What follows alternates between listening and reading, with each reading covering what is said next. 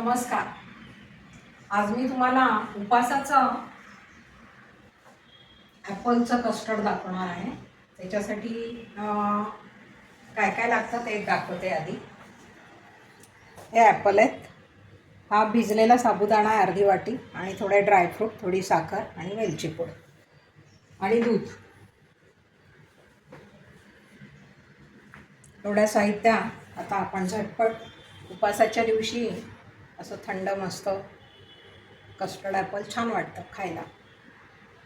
साबुदाणा खिचडी तिखट आणि त्याच्यासोबत ते कस्टर्ड ॲपल असलं की उपास चांगला वाटतो, त्रास होत नाही त्याचा.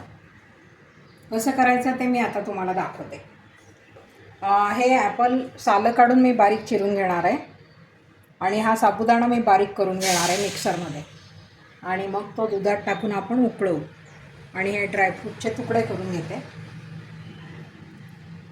नंतर दाखवते.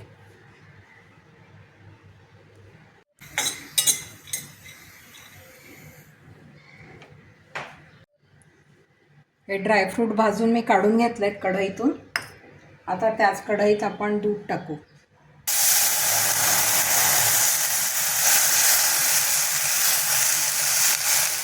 आपल्याला ज्या प्रमाणात करायचं त्या प्रमाणात दूध घ्यायचं.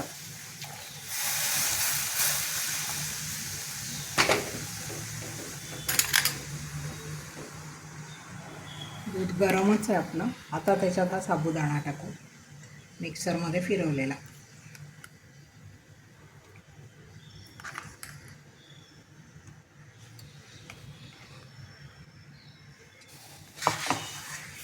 आणि हे चांगलं शिजवून घेऊ, आणि शेवटी त्याच्यात साखर टाकू, ॲपलच्या फोडी टाकू आणि विलायची पूड टाकू की आपलं कस्टर्ड ॲपल तयार. मस्त थंड करून आपण ते सर्व करू शकतो. हा दाटपणासुद्धा आपल्याला ज्या प्रमाणात पाहिजे त्या प्रमाणात आपण साबुदाणा घालू शकतो त्याच्यात. कोणाकोणाला खूप दाट आवडतं, कोणाला नाही आवडत.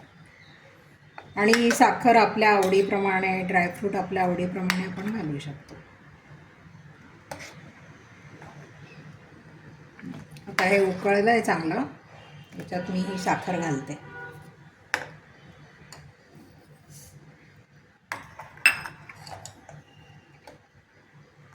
तुम्हाला किती गोड आवडतं त्या प्रमाणात तुम्ही साखर टाकू शकता.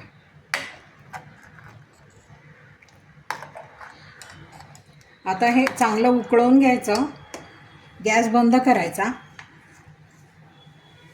आणि मग ॲपलच्या फोडी घालायच्या. ही विलायची पावडर घालते मी थोडीशी.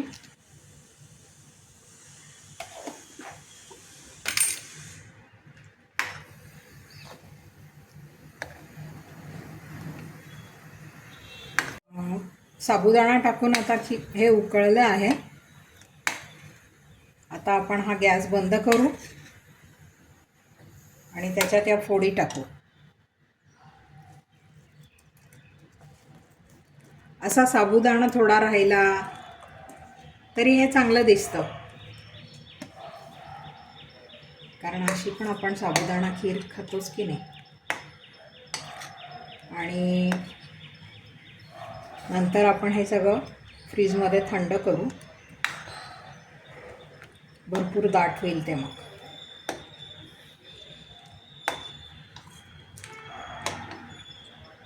आणि त्याच्यावर हे ड्रायफ्रूट टाकू. आणि आता हे मी थंड करते, नंतर तुम्हाला दाखवते.